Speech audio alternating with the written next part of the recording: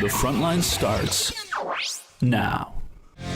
And we welcome you back to the Frontline podcast. I'm Kortney Kenny, pleased to be joined by Heath Bradley, who didn't have to travel too far for this one. Yeah, no. And Marcus Krats, who had to come all the way from the East Coast for this one. Welcome to the show, guys. Happy to have you. Oh, thank you. It's good to be here. Yeah, it should be a good one. First off, I'm going to just jump right into this. Marcus, what brings a guy from Labrador City to Powassan? Well, just following my hockey dream, really. I was playing hockey in Ottawa for a little while, and then things weren't going so great here, and I knew Peter was a great guy, so I came up to Powassan and played under Peter. So, what's it like? Did you, grow up in Labrador City, or did you spend any actual time there? Or is that just, no, that's where you were born? That's where I was born, and then I grew up there until grade 8, so I was there most of my childhood, pretty much all of it, yeah. So what's there to do in Labrador City? Is it actually a city, or is it just tiny? It's just a tiny town, pretty much. There's nothing for a 6-hour drive at least. Oh my god. There's not really much to do besides go to your cabin or go on snowmobile or something like that. Just hang out with your friends. That's pretty much it. So as somebody from Labrador City, and you're always lumped in, it's always Newfoundland and Labrador. Do you guys look at Labrador or Newfoundland and be like, you guys? Well, no, there's no beef there or anything. There's definitely, the only difference really is the accent. The Labradorians don't really have the Newfoundland accent as much. Excuse me. So, and you guys kind of don't get lumped in with the damn Newfies either. So I guess that's good. Not really, no. But is it just kind of like Newfoundland, where it's just pretty much rock, or is it do you guys actually have wildlife or not wildlife, but trees? And I mean, that sounds weird. Yeah. There's definitely a lot of rock, but it's all forest pretty much too. Yeah. So, anyways, that's just wild because I've always heard of Labrador City, and I always thought, it can't actually be a city where it is. But thank you for answering that. But I've never actually obviously met in my life somebody from Labrador City. No, it's definitely not much of a city. That's for sure. So how do you because my stepdad has family in this little place called Harrington Harbor, which is literally a rock between Quebec and Newfoundland. Mm-hmm. And to get there, he goes to where the highway ends, and then he has to take a boat. How do you get to Labrador City? Is there an actual highway from Quebec to? Yeah, there's the Trans-Labrador Highway. Oh, okay. Straight into Labrador. Yeah. Perfect. Yeah. Yeah, because he told me, the highway where we get to ends, and then it's just take a boat for 12 hours. You could fly in too, but mostly just drive, yeah. Have you been back since you left? I went home for Christmas, yeah. Yeah? Yeah. So you still have family there? Even though my mom still Oh, lives okay. there, yeah. Oh, well, that's quite a trek just to go back for the Christmas break. For 9 days, yeah. How long would it take to drive from here to there? From here, I'd say it's about 24 hours. Oh my goodness. Yeah. That's a trek. Heath, how far is it from where you live? Oh, I think it was 6 minutes. So that worked out a little bit. All right, let's start picking on Heath a little bit. Heath, I gotta ask, what's it like dropping the gloves in a league with cages? My first one, I didn't think anything of it, and his helmet just came off. So it worked a couple seconds, so it worked out really well. Second one, it was a bit longer of a fight, and by the time I sat back down in my stalls, I felt it. It was yeah.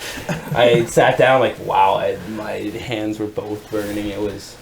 I was regretting my decision a bit, but it was all in good fun.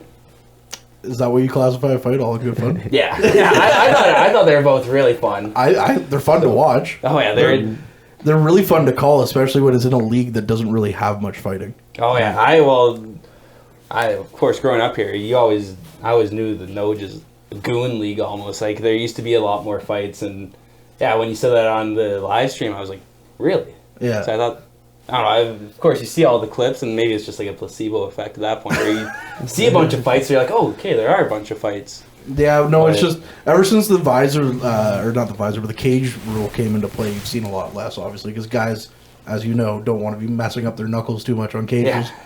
Before, it was game on. Oh, yeah.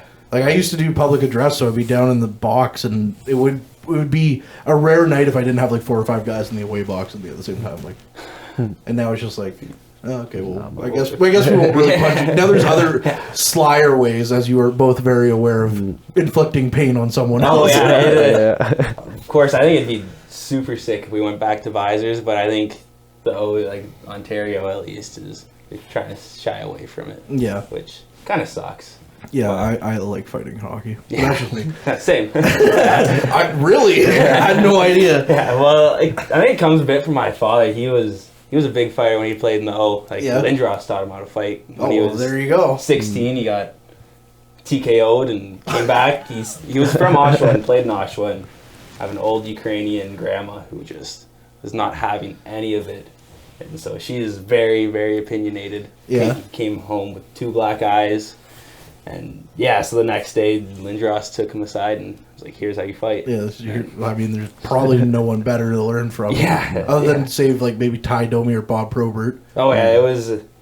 That's a sick story for me to be able to tell. I mean, I don't know many other people that have come on this podcast and be like, "Oh yeah, my dad was learn to fight from Eric Lindros." Yeah, it is. So he's trying to teach me a bit right now, and I'm trying. When I got in my first 2, you don't really think. Now I'm gonna try and maybe put some technique into it, technique for the next one. But so, as somebody who's I can't say I've ever skated in a junior A hockey game, but B, I've never been in a fight on the ice other that hasn't been like just for fun. What's going through your mind when you're like chucking knucks? The first one I got his helmet off, so I was able to see his face, so I could at least like try and aim. I didn't realize. Pretty much. If I'm being honest, nothing. I just see a face and I just go, "Oh, I should punch it."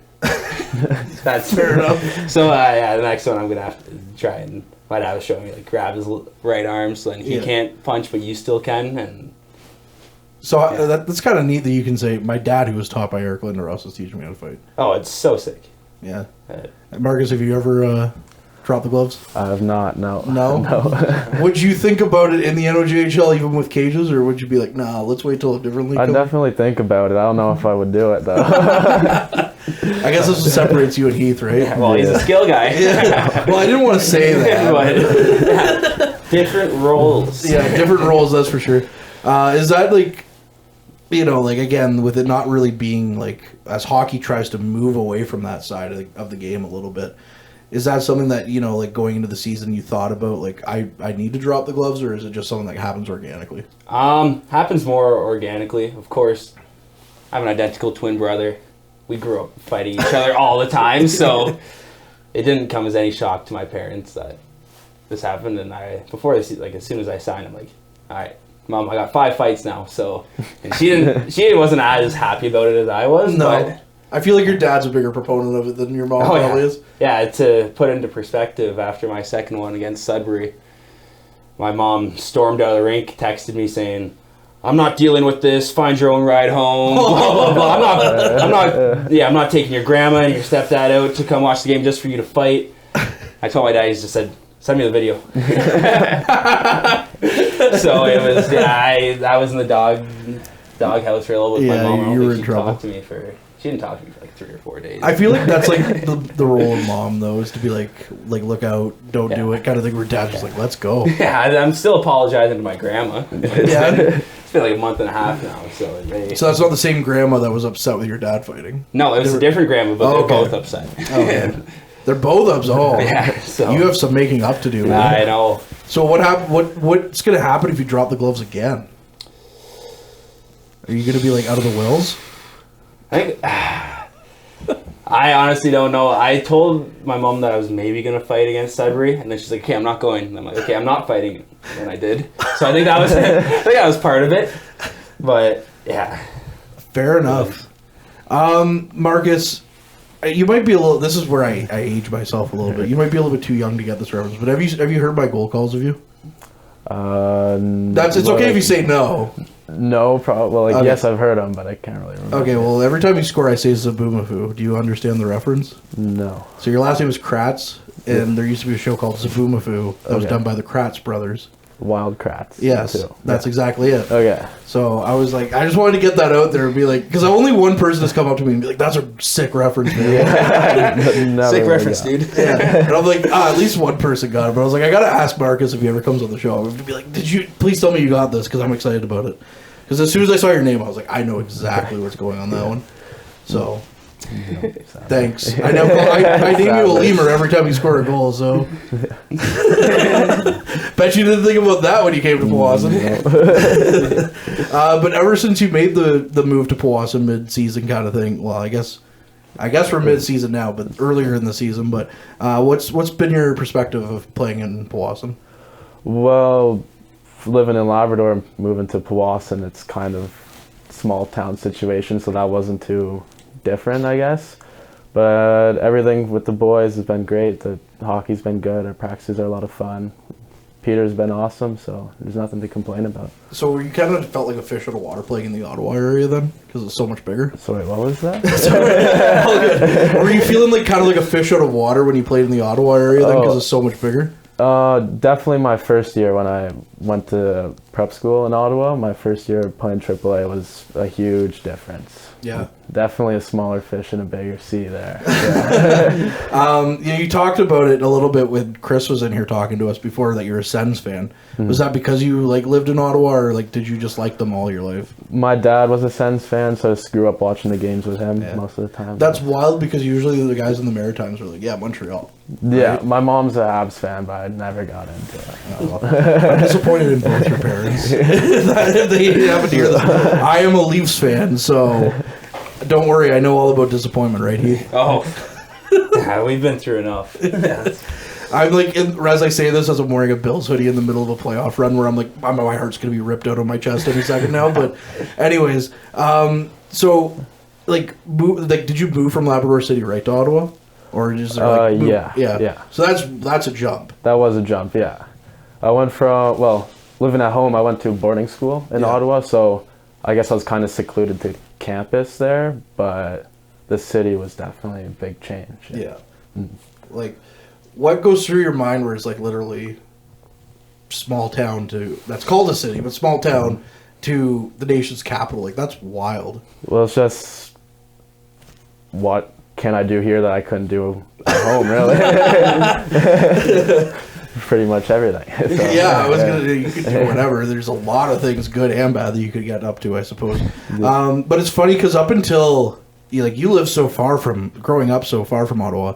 I grew up here in North Bay, which is 4 hours away. I never went there until I'm going to be 32 here in a week, and I was 25 the first time I went to Ottawa. Mm-hmm. Like, wow. Yeah, I know. I know. But I gotta say, ever since I started going to Ottawa, I prefer going to Ottawa than Toronto. Yeah. Even though I'm a Leafs fan, I like going to Ottawa's cleaner. It's smaller. The drive here kind of sucks because it's 2 lanes. Yeah. But going to Toronto, it's 4 lanes, right? So it's the drive's better going south, but Find Ottawa a little more quiet than Toronto too. Nicer, I guess. Yeah. You go down to Toronto and it's just go the entire time you're there. Yeah. I used to love it when I was a teenager and in my 20s. I wanted to live there, and then I started driving there, and I was like, no, I'm good. I can avoid it. So, what? Who's your favorite Sens player of all time? All time? Currently, I like Sanderson a lot. I find myself trying to model. That sticks, yeah. I find myself trying to model my game after him. So, most Sens games, I tend to watch him every time he's on the ice pretty deeply. Yeah. So, is he your all-time, or is that just the current one? Or if you say Erik Karlsson, I'm gonna be like, yeah, that makes sense. I like Karlsson too a lot. The all-time probably Karlsson. Yeah. Okay, that's fair. The first ever NHL game I went to was Sens game. It was Sens in Pens in Sidney Crosby's rookie season, and that was when the Senators had Heath, Spezza, and Alfredsson, and that was wild. Mm-hmm. But the thing that was funny about it was I remember going to the game being excited to see Dominic Hasek in net, and they had Ray. It's some guy named Ray Emery. I was like, loser. It's not Dominic Hasek. I was very disappointed. Heath, as a fellow Leafs fan and smart, who's your favorite Leafs player of all time? I don't overly know. Of course, Phil Kessel was fun to watch when I was younger, but he was on. He wasn't on the greatest Leafs team. No. And then Matthews has always been fun to watch. But right now, I got John Tavares on my fantasy team, and he's doing really well this year. So right now, he's my favorite.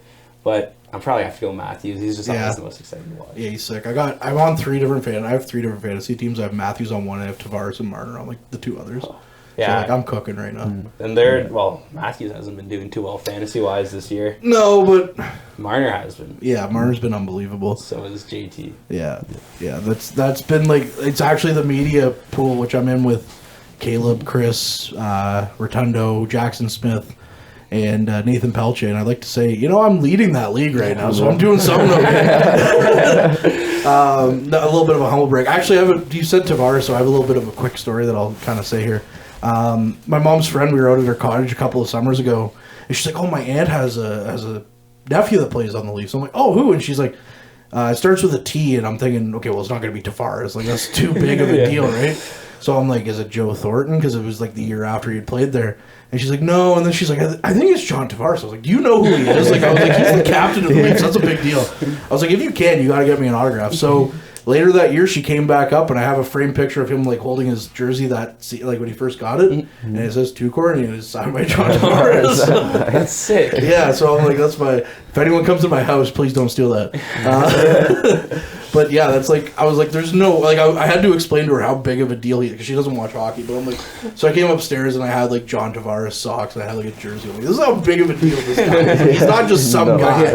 Like, all of Long Island hates him. Like, Yeah. Wow, yeah. all right, let's get back into the actual hockey stuff here before cameraman Mike rounds me up and says we got to go home. But also, fun fact, it's not his birthday, but it's always his birthday. His birthday's like in October, so... Happy birthday. Yeah, there we go. His actual real birthday's in October, which just becomes any time that we do something. It's happy birthday, Mike. So, to the point where last year we got the Voodoos PA guy, Mike Burrito, to announce his birthday in mid-February. But anyways, Heath, I wanted to ask, so you played for the U18 Trappers the year that they won it all. First off, what was that experience like? Oh, it was pretty sick. Like, that whole year is just seemed like one big event after another. Like, we started off, start of the year was pretty tamed, and then by November, where buses burnt down, we got all new stuff. December comes, we get in a bench brawl at the end of a tournament against JRC, and then we go on next month, we go 3-0-1, get eliminated from a tournament, and we just kind of all glued together from there, and it was a lot of fun, and winning it all, I don't know, it just felt like the cherry on top. Like, it just felt like it fit. That's fair. So last year, I believe you played high school hockey last year. Yeah. What's the jump been like going from high school hockey to junior A? Oh, it's nuts. Like, my first junior A preseason game, I go from playing with guys who played house league their whole life to a D1 commit. Playing against a D1 commit, so I'm like, I was definitely a couple strides behind. It was a lot, but I like it much more. Yeah. Yeah. I feel like it's a little bit probably better hockey than high school hockey. Not to dump on high school hockey. I don't want to dump on high school hockey. Like, all my friends are there. For what it is, it's amazing, but it's just not for me. So why did you decide to take the step back to high school hockey? I don't know. I thought my hockey career was done. I'm like, why am I going to spend all this time, blah, blah, blah, when I could just hang out with my friends? And then I'm like, it's not that fun. Like, it was a lot of fun, like, being with my friends, but the hockey was definitely, I don't know what made me make that jump. I just thought And now you're dropping the gloves in the NOGHL. Yeah, that's definitely different. I would say so. Marcus, if the hockey world doesn't work out for you, what do you see yourself doing with the rest of your life? Well, this summer I was working in landscaping construction, so I can see myself doing something with like architecture maybe. I'm really interested in that right now. Yeah? Yeah. Like, do you go, or as somebody who's kind of interested in that, do you like go and when you're around like buildings, you kind of like pay more attention to them or something? Like, it's not like a silly question, but I mean, you go to like a place like Toronto, it's hard not to admire some of the architecture, or like Ottawa, especially like the Parliament buildings and stuff like that, right? Yeah. So. But no, not really. Besides, like, this summer when I was working construction, the buildings I was working on, when I drive past them, I make sure to take a close look, make sure they're still good. So. Yeah, make sure they're still standing. Yeah. No one can come back and pin that one on you. No. That damn guy who reminds me of a lemur from a TV show. Heath, if the hockey world doesn't work out for you, what's your end goal? I think to become a teacher, honestly. Yeah? High school teacher. I think that'd be pretty sick. Are you going to tell all the kids that you teach that, hey, I dropped the gloves in the energy? Probably not, but I mean, if it comes to it, I might as well show a video or two. Oh, that's great. I'm going to have to make some more memorable calls on you whenever you get into fights then, just to help out your teaching career. And there goes his mom as he leaves. She's gone. And he's out of the family. Yeah. All right, anyone looking to bill at Heath Bradley? He's really good with his hands, in case anyone was wondering. Anyways, we'll leave that one there. All right, because I kind of teased this at the beginning, and you wanted to get right into this, Heath. So I'll ask both of you guys your favorite movies. Which, if you could only pick one, which one would you? Which one would you pick? I think for me, The Shawshank Redemption. Yeah. Oh yeah. That is not what I pegged you for. So good for you. That's awesome. What do you think? I don't know. Like everyone else is like when I had Bruce and them on. I mean, it was a holiday version, but they were just like, oh, Home Alone. Home Alone's pretty good. Like they kept it pretty safe. But, like Shawshank Redemption, like that's good. That's a think of man's movie. Good for you. That wasn't meant to be a shot, by the way. Like, it's a good movie. I just didn't expect you to like. I thought it would be like something like Avengers is pretty cool. Like, so why Shawshank Redemption? I don't know. It was just like. I think the first time I watched it, I was like probably 11 or 12, and that's a young age to be watching. It was on Netflix at the time, and yeah, I just got really into it. I've probably seen it like 5 times. I haven't seen it in a while now. You could go home and probably rip it. Yeah, it's a long movie. It is, but it's just I don't know. I like those like slow burn movies. Yeah, that's a pretty good slow burn, but it's a pretty good movie. Yeah, but it's not like in your face. I find. I can't imagine digging my way out and going through a sewer pipe that far. Yeah, I know that's 0 to 10, not for me. I'll stay in prison. Yeah, that seems nasty. All right, Marcus, how about you? What's I'll go with a classic and go with Cars. Yeah? Yeah. That's one I haven't heard yet. So both of you guys coming in with movies I haven't heard yet, so good for you. Yeah. That's a pretty good one. Mm-hmm. Okay, if you had to pick like the worst movie you've ever seen. The worst movie. I know people try to forget that stuff, but like legitimately bad or like funny bad. Like Sharknado was a pretty bad movie. Yeah. But it was kind of funny. Like you know what I mean? Like it was like funny bad. Okay, yeah, so we'll go with funny bad and then we'll do legitimately bad. Probably like I don't really have a specific one, but like any horror movie that doesn't really have a plot, it just kind of goes and it's not that scary. So. I saw I'm not like a big horror movie guy, but this summer I got invited like last minute to go see Longlegs, and I went and saw that, and it was spooky at first until I realized that the bad guy was Nicolas Cage. Mm-hmm. And once you realize it's Nicolas Cage, you can just hear Nicolas Cage. You're like, this isn't that scary anymore. It was creepy at first, like the way like the prosthetics and everything on him, and I'm just like, oh, I don't like this at all. And then I'm like, oh my god, it's Nicolas Cage. Never mind. Okay, what's the worst like movie then that's not funny bad? Like one that you watch, you're like, I can't believe I wasted time with that. I don't know. Like I'm not a huge movie guy, but I just watched the new Venom and I wasn't happy with it. If I'm being honest, it wasn't. I was like, oh, why'd I spend $40 on this or whatever? Like, I left him like, oh, that was a movie. Yeah, that was one of the movies. Yeah, it was something. Like, not really a specific movie comes to mind. I'm not that big on movies either, so. So, like, what's kind of the things that you guys do in your spare time if you're not big into movies? Like, like video games, movie or TV shows, like.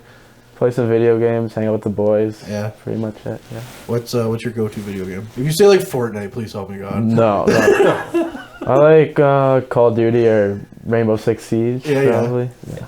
That's a good one. What about you? Siege, of course, and Red Dead 2. Oh, this guy's a thinking man. I'm here for it. It's such a good game. Best game I've ever. I've only played Red Dead 2 twice through because it's so immersive that you have to take your time with it. I'm on my second one right now, but I don't want to get to chapter 6. No, that's what I was just about to say. The whole time, the second time, knowing what's coming, I'm like, I just want to ride off in the sunset with Arthur, and you can have a happy time. Yeah, I'm doing everything in chapter 4 right now before I hit the Gorma. Yeah, oh yeah, getting to Gorma's where everything changes. Yeah. But like Call of Duty, like, so. Are you like a Warzone guy or like Black Ops guy? Black Ops, mostly, yeah. I grew up playing Call of Duty with my brothers and sisters, so It's pretty much. I mean, it's a that's stock, yeah. Like I remember again because I'm old, playing like modern, like the first Modern Warfare when it came out, like in high school. Like that was like wild, and then the first like Black Ops with the first zombies, like it was so good. But now all my friends are playing it again. I'm like, I really don't want to do it because I know I just won't stop. Yeah. It's a problem. So instead, I just go and sim franchise mode on NHL and like try to rebuild team. Like I did Buffalo and I got fired after 3 years. So and then I got an offer to go and take Anaheim's job. And I like won the cup within 2, and I was like, "Yeah, that's a very Buffalo Sabres situation." Yeah. And the best part was, I really wanted realistic. Yeah. But the thing that was funny about the Anaheim one was when I was in Buffalo, I was like, "Man, I really need a frontline centerman." And like I was like, "Oh, I'll just get Mason McTavish because he can like grow with the rest of like the team." And so I traded like all these first round picks because I wouldn't take anything else, and I sent it to Anaheim. And then when I got to Anaheim, I was like, "Wow, look at all these first round picks I accidentally traded myself."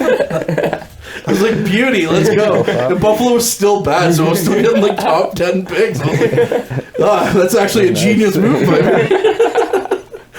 But yeah, no, that's what ends up happening is I'll go home and I'll be like, man, I really want to play a game, and then I just go right back to NHL. Just in franchise mode. Actually, I've been doing some college football lately, so. I bought that game and I'm not a football guy, and I played it like twice. So what a waste of money. I know, but. Are you a football guy, or? I guess it's a little bit tough out there. I'll watch it, but I'm not that big into it. No. Yeah. It's weird. I didn't care for it in like 5 years ago. It just got my hook, like the hooks in me, and I'm like, oh, football. Yeah. And it becomes like your personality when you're a football fan. Like it's scary. Like, and then football fan. Like I'm not that guy yet. I really only have to until the playoffs. I can only really watch the Bills. But like, there's people out there. It's like, oh, it's the worst placed teams against each other. Yeah, let's go. I'm like, no, I can't watch that. Like, if it's sports, it has to be the teams I'm into. So. Average Joe's Eatery and Patio Bar is North Bay's only year-round lakefront restaurant. On the shores of beautiful Trout Lake, we have been serving delicious food and stunning views since 1999. Indulge in one of our delicious menu items, or simply sit with a cocktail in hand and watch the beauty of Trout Lake before your eyes. Check us out online at averagejoes.net or visit us in person at 3501 Trout Lake Road, North Bay. Welcome to the Clubhouse by Gateway Golf. Located on Oak Street East in North Bay, with over 200 plus real-time courses, simulator arcade games, and delicious eats, the Clubhouse is North Bay's newest social hangout. You can book times now at gatewaygolf.ca or come visit at 245 Oak Street East in North Bay, Ontario. The Goalie Resiliency Podcast, hosted by Chris Dawson and Dr. Rob Graham. With player interviews new and old, goalie insights, and everything you need to know about being a netminder, this is the podcast to check out. You can subscribe at youtube.com/goalieresiliency or instagram.com/goalie_resiliency.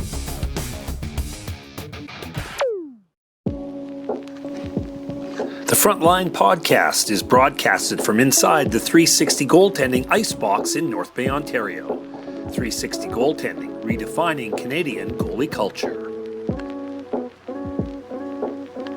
Why is Northern Honda servicing more cars of all makes and models? Let's count the ways. 1. Our state-of-the-art facility has award-winning technicians. 2. Northern Honda has the lowest tire price guarantee, no matter what you drive. 3. The lowest synthetic oil change guarantee, and every 5th oil change is free for all makes and models.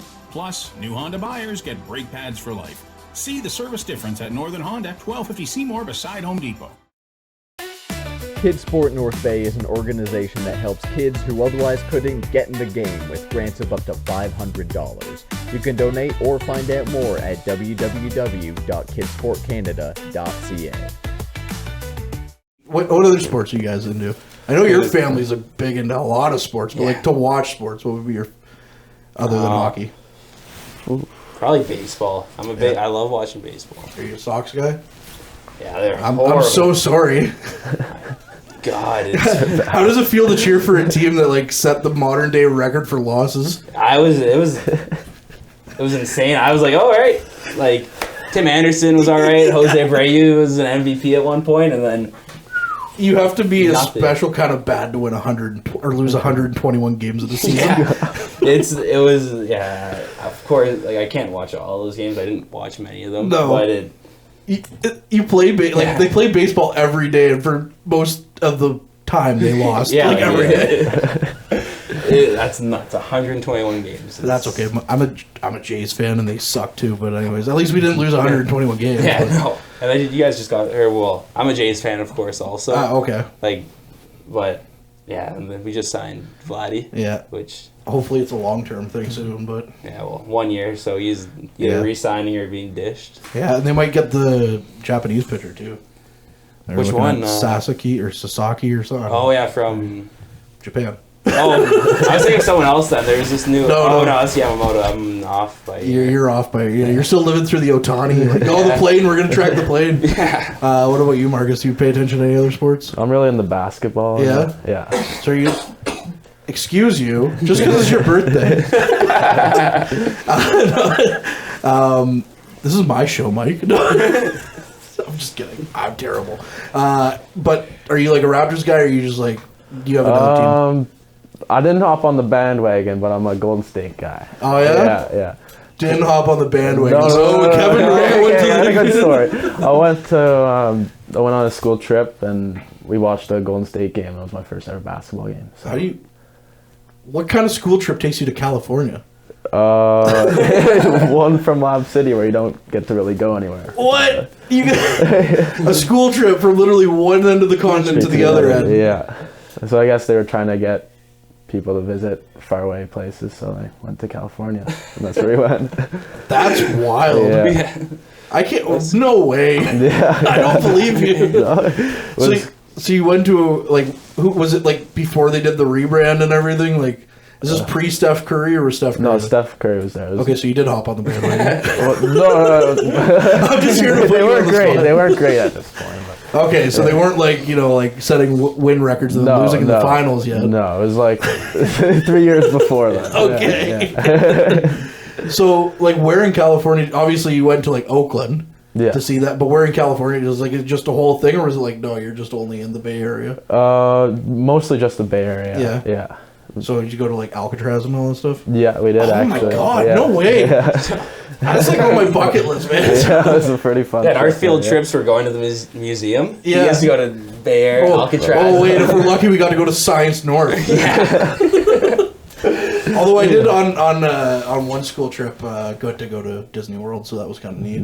So I was a band geek in school. So. Oh, okay. Yeah. I wasn't cool or anything, but I was a band geek, and we got to go to Disney World. So, and that was a long bus drive. Did you guys at least fly? We flew. Yeah. Oh, okay. Yeah. Because let me tell you, driving from here to Disney World on a bus is not the greatest School experience. bus or No, it was a coach bus, thankfully. So when everyone complains, oh, Hearst is 8 hours away, I'm like, yeah, okay. No, I'm just kidding. I only did it once. You guys have to do it 4 times a year.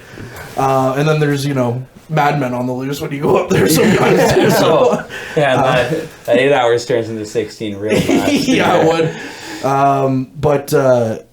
would. So Disney World was pretty cool and everything about that. And this is how cool me and my friends and I got the same room, and we decided to bring an Xbox with us because there's nothing to do in Disney World, so we're gonna bring an Xbox. We didn't end up using the Xbox too much, but yeah, no kidding. So what other things did you do in California? I went to Golden Gate Bridge. Yeah, and some. I'm trying to think now. Where else? I was 11, so it was a while ago. 11 years old. Oh my god! Yeah. And they sent them to California. That's wild. I can't believe that. Yeah. So, anyways, what was Alcatraz like? Because I genuinely, first off, Shawshank Redemption, Mr. Prison guy over here, but no, I genuinely, that is on my bucket list. We didn't really get to do the full island tour. We just kind of walked on, took a couple of pictures, and walked off. That's a trek just to get there on the boat, just to go and take a couple of pictures? Yeah, we went around the island on the boat a couple times, and that was pretty much it. Did you ever try swimming back? I don't think you're talking about right now. Probably not. That's pretty crazy. I'd like to go over the Golden Gate Bridge too, at least once, but Wow, good for you, man. I'm kind of jealous. So what's your craziest like field trip other than the museum then? We had nothing. Like you said, we went to my grade 6 field trip. We went to Science North. Got to do an overnighter there. Like, I didn't do an overnighter, so I'm kind of jealous of you. I know it was like you get there. We left at like 3 o'clock, and you went forward to 7 o'clock the next morning doing activities. It was actually really cool. But yeah, that was my grade 6 trip, and then you know the fun Toronto trip when you're in grade 8 that was canceled because of COVID. And so yeah, I almost went on a physics trip once to Canada's Wonderland, which would have been cool, but again, no. That is a good place to do physics. Yeah. So I have a friend who's like a manager at Canada's Wonderland, and I always kind of want, like, when she got that job, she used to work here at the radio at 106.3 The Moose, and now she works at Wonderland, but she's from there. Like, she worked there for high school and stuff, and I was always kind of like, you're really gonna like leave like a solid job for a management job at Wonderland? Like, that's only seasonal. And she's like, no, like, she's all year round because she like does event planning and all this stuff. But part of her job is also taking people on tours of Wonderland. So like, she's like, I bring high school classes into like the mountain all the time. And they get to see the inside of the mountain. I'm like, can you? I want to see the inside of the mountain. Like, that's so cool. She's like, it's just empty. Oh, just so like, it's just this. It's just this big giant. Well, obviously there's like rides that go through it, right? But for the most part, it's just this big hollow mountain. I'm like, I still want to see that. Yeah. How many people can say they've been inside of the mountain at Wonderland? Would you ever jump off it like those divers do? Hell no. Would you? How high up is it? I don't. Oh, okay. Now we're splitting hairs here. Oh, I'd do it if it was like 60 feet, but not 65. No, like of course, if it's like, I don't know what I'd cap off. I'm just here to take shots. That's all I'm gonna do. Probably 65, I think, is what I'd cap out on. Yeah, that's the. Yeah. The highest I've jumped off something is probably 30 feet, and that was like the little cliff, the smaller cliffs at the Talon shoots. Really? Yeah, and that was like, even then I jumped off with I had a life jacket, and that was a mistake. Because as soon as you hit the water, it just like pulls you right up, right? So yeah, I have a horror story from my brother about tree jumping. All right, can you share it or? Oh yeah. Okay. It resulted in 55 stitches. Oh my god. Okay. Yeah, and he almost lost his kidney right here. I haven't took anatomy yet, but he punctured all through. So we were like, the cove, right? Yeah. You go off to the right, and there's all those rocks. So yeah, when we were in grade 7, 8, coolest thing to do is you go to the cove and jump off the tree. Okay. So I've never done that, but sure. Oh, really? Because I'm not cool. Really? I was a band geek. We've already talked about it. So yeah, we were there, and when Grayson ended up breaking the branch at one point, but that didn't hurt him. That was fine. That was fine. So yeah, I guess he had the great idea to go again a couple days later, and there's this branch that's slanted up on like a 45-degree angle, and he'd already jumped off it a couple times. So this is already he's not having a good time right now. And you have to like jump out, of course, because there's it's rocky under until you go out like 5-6 feet. Oh, this just sounds like a bad idea. So I don't know how else to act it out, so I'll get up. So he's up here. This is the first. This is the first. I'm here first. So the branches. So you have to of course you should push out. So you use your feet instead of going on like a I'm balance having the time of my life right now. Your brother did not, but I am. Yeah, no, he really didn't. Keep in mind it was Father's Day, so Father's Day, and my dad was out camping with no service, and I was on a date. I had to get picked up early because Grayson's in the hospital. My god. So yeah, you're supposed to jump out to the side. The relationship survived. Yeah. It's Anna. And he's supposed to be the smart one. He's going into engineering. For some reason, he had the bright idea to jump off like it's a balance beam. So he slipped, somersaulted all the way down. Oh, you're not actually gonna jump? Oh no, I'm just kidding. So he's up here. Right out. Oh no! Lands on his side on the rocks. He has 10 stitches in the back of his head, 45 here, and then 5 or 6 down his back. So he slid down the rock, landed on it sideways. How Gwen dies in Spider-Man 2. How he goes. Yeah. He did that but sideways onto the rock, and yeah. So there's actually 50. You should see the scar, dude. I'll show you the photo at one point. It's him in the hospital. At least you can tell you guys apart now, I guess. Yeah. If you see us shirtless, you'll see just whole bunch of scars all down his back. I And don't. side. I honestly have no words right now. Like, first off, this is the best episode we've ever done. Sorry, Dallin Wakely from a couple of weeks ago. But He's gonna be so mad at me for saying that. That is. Oh my god. yeah, I know. Okay, so. I'm guessing you're a bit of a squeamish kind of guy. Eh? Not really, no. No, you were looking like a little uncomfortable for a moment I was there. like, how's this gonna go? Well, a tree and stitches, it could only go one way. Really. I thought he was going to get like impaled or something on Yeah. it. You were like, oh, it goes like 45 degrees up. I was like, oh, he's getting impaled. That's how this is going. Well, yeah, he almost did, I guess, from the rock. Like it punctured through like 3 layers of muscle or something, like all the way, almost all the way through. Oh my god. Yeah. That's brutal. I can't say I've ever had something like that happen to me. The worst thing that's ever happened to me is my appendix exploded, but that was just a thing. How'd that? Just randomly? Yeah, like You're just like one day, you're like, oh. no, it was okay. So quick story. I'm sorry, guys. I'm not trying to take the thunder from you. I swear. We're gonna get to yours here in a second. No, I'm just kidding. Only if you want to share. No, so like this is like during the pandemic. So it was like 2020. And at the time, like, we just gotten Taco Bell, we just gotten Burger King, so I was like, oh, hell yeah, like, let's go. Because we haven't had Burger King since I was a kid here, so probably not in your life. And then, No, never Taco Bell. yeah, so Taco Bell was like a big deal. And like, when I used to live in Sudbury very briefly, I might add, very briefly. But they had Taco Bell there, so I fell in love with Taco Bell when I went there. As soon as I like moved out, all the health in my mind just like went out. I was like, I'm eating whatever my parents didn't let me eat before. And now here I am. But anyways, so I was like, yeah, let's go. So I went to Taco Bell and I went to Burger King like back to back.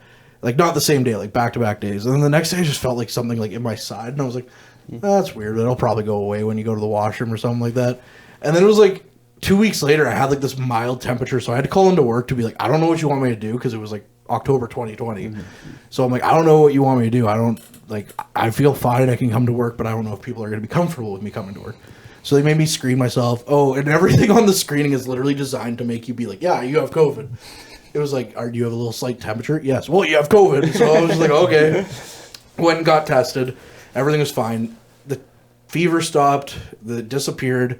A week later, it came back, though. And I was like, that's weird. So this time I was still trying to ride it out. Like, I'm trying to be like, I'm fine. Everything's cool, right? But I'd wake up in the middle of the night in, like, cold sweats. And I was like, what is going on? Like, there's obviously something going wrong, but I'm fine. It's all good. So it got to the point where my mom was like, hey, you need to go to the hospital. And I'm like, I was working a weekend shift at the time at the railway. And I was like, no, I'm the only one that can do this shift. I'd feel really bad if they had to call in someone to like fill in for me. So I was like, I'll get through the weekend. If I still have this issue, I'll go to the hospital. So like Sunday morning, that was the first time I was like nauseous because I had to work like midnight to noon. So I went in for midnight. I felt nauseous, didn't want to eat. So I texted my boss at like 11 a.m. I'm like, hey, just so you know, I might not be at work tomorrow because I'm going to the hospital and I don't know how this is going to go. She's like, oh my God, go now. And I was like, I can finish out my last hour. It's all good. Like there was no pain or anything. I was just sweating, nauseous. Get to the hospital. I should also keep it, just to add insult to the story. I got a phone call from my dad on the way to the hospital. He's like, hey, what's going on? I'm like, hey, I'm going to the hospital. He's like, hey, I just want to let you know Granny died. And I was just like, okay, so this is just a top tier start to my day here. Like, so I'm like, okay, great. So now I have to deal with this. Going to the hospital. I walk in there. They're like, what seems to be the problem? I was like, I think I have appendicitis. And they're like, okay, yeah, whatever. Like, what's your pain level at? And I'm like, it's like a 2. Like, I'm like, whatever. Sat in like the waiting room for like 4 hours. They finally bring me in. The doctor comes in. He's like, so what do you think you have? I'm like, I think I have appendicitis. Again, he's like the same. He's like, okay, sure, whatever. So they send me into the CT room.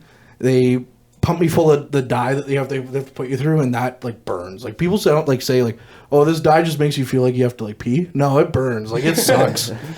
So they put me in the machine. They bring me out. I go back into the room that I was in.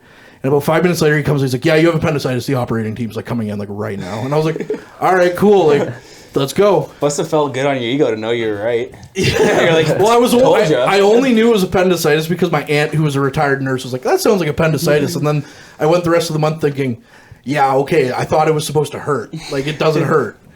Like I heard it's supposed to be one of the worst pains in the world when it bursts." So, anyways. So then the surgeon comes in. She's like, "Hey, by the way, we can't do the surgery." And I'm thinking, "Okay, I'm dead," because like this is like a ticking time bomb here. Like we gotta go. She's like, "Yeah, we can't do the surgery." So I was just like immediately like, "All right, so should I get my affairs in order? Like, should I text people like, hey, been good, nice knowing you? Like, have a good one, right?" What a loser dies during a pandemic from appendicitis.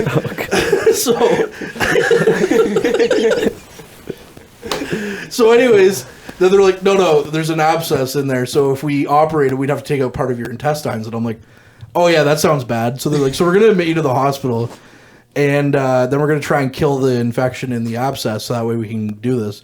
So I was like, okay. So I was in the hospital for 4 days. I had to put a drain in me, which sucked. And I had like a bag on my leg. I had to go to my grandmother's funeral with like a bag on my leg underneath my dress pants. And I had to walk around like a king because it was like, the drain hurt. The appendix didn't hurt. The drain hurt.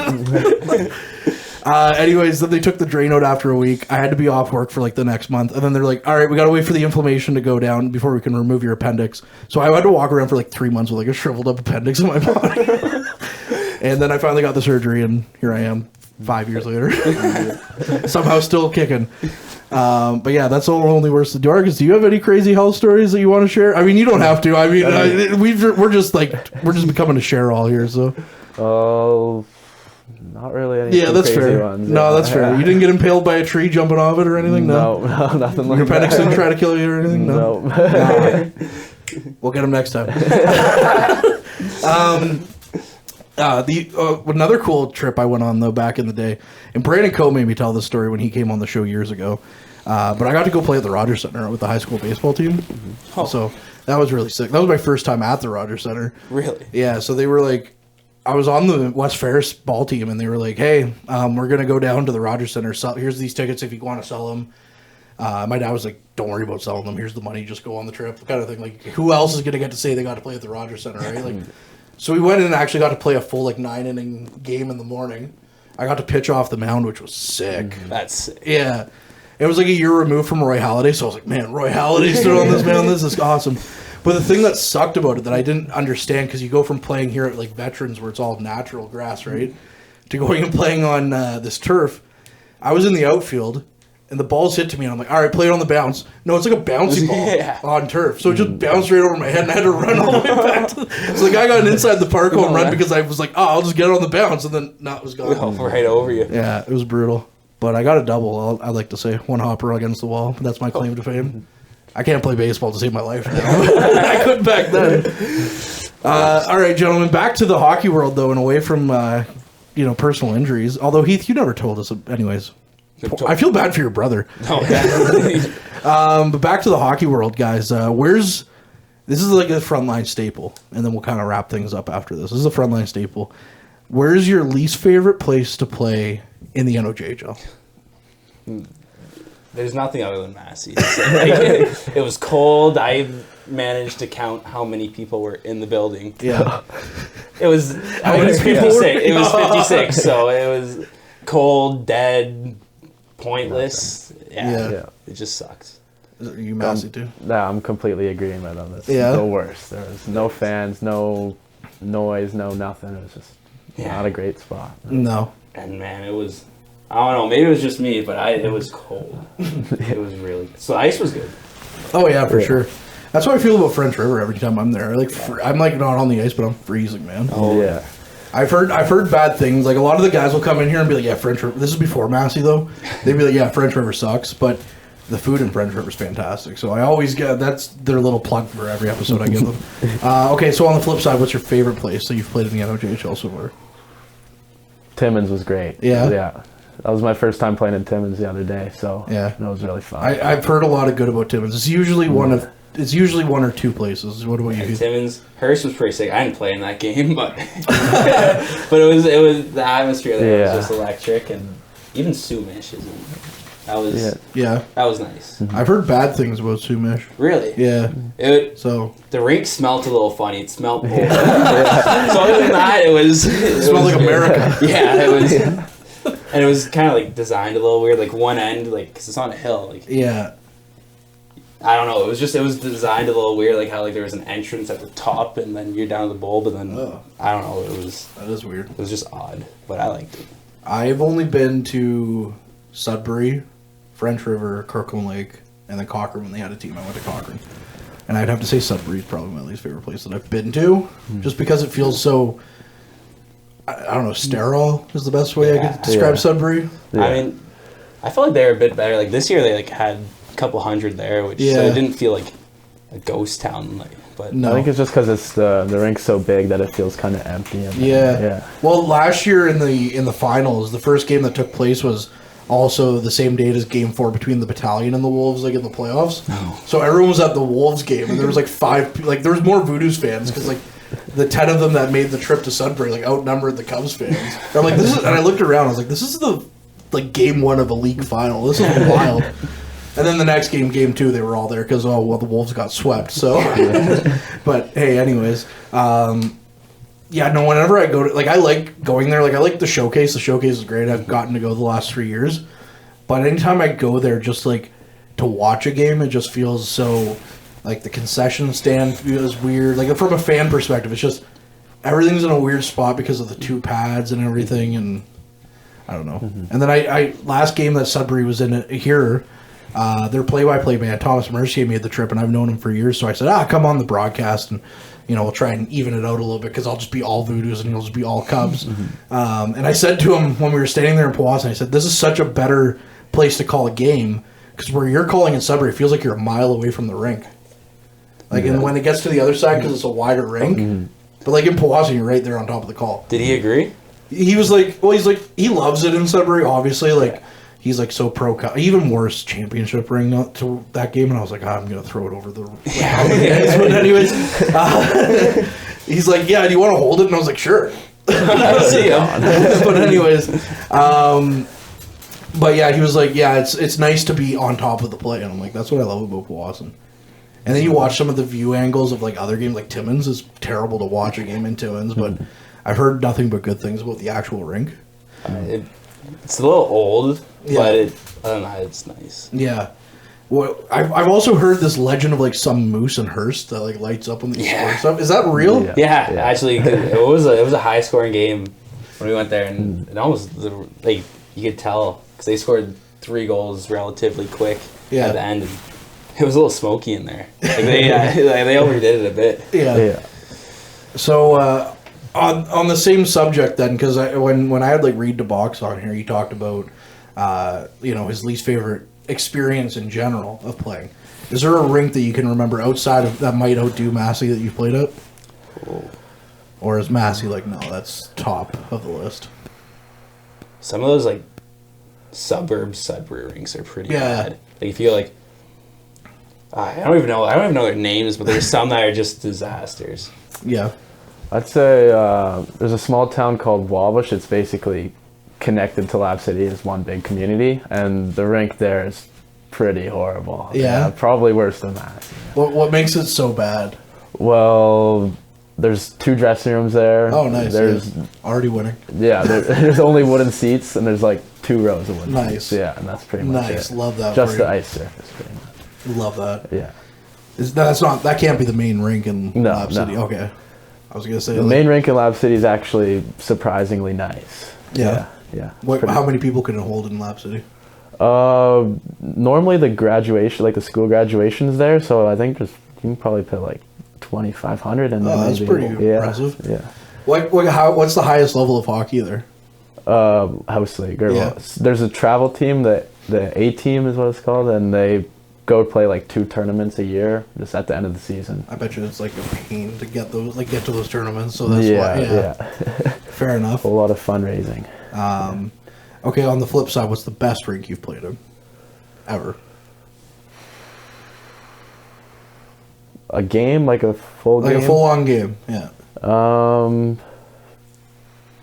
Probably the 67s rink. Yeah? Yeah. TD Place is sick. Yeah. I love it. Mm-hmm. What about you, Heath? Probably the Odd in Kitchener. Yeah? I've never been, but I've only heard good things, too. It was so sick. Yeah? It was, it was a while ago, so I don't remember it too well. I just remember being like, wow, it's cool. Yeah, I've heard, like, people that have, like, traveled around, like, the OHL themselves usually put the Odd at the top, and I've only heard good things. I've been to TD Place, though. Could I switch my answer, actually? Oh, yeah. The Hobie Baker rink. Yeah? Yeah. That's pretty cool. Yeah, that's my favorite, I'd say. Well, I can't say I've been there, so now you've taken away my... No, I'm just kidding. The cool thing about TD Place is I went there to call a battalion game the first year out of the pandemic when they got to play against us, like Ty Nelson's like rookie year and all that stuff. And we went there, and I had never been, so the battalion media guy was like, "Yeah, I'll show you where you guys call the game from." And like, I'm thinking it's way up in the roof because there's like media stuff up there. But no, you just call the game like in the middle of the stairs. They just put like a table on the seats in front of you, and you call the game. But the cool thing was they were all out. This is like still like October, so it's like warmish out, and the battalion were all outside doing their stretches on the football field. So I got to like walk out and like to center field, like where the Red Blacks play, and I'm like, this is awesome. That's sick. Yeah, it's a really sick setup in Ottawa. Like, Yeah. but Hobie Baker Arena, I guess that's cool too. No.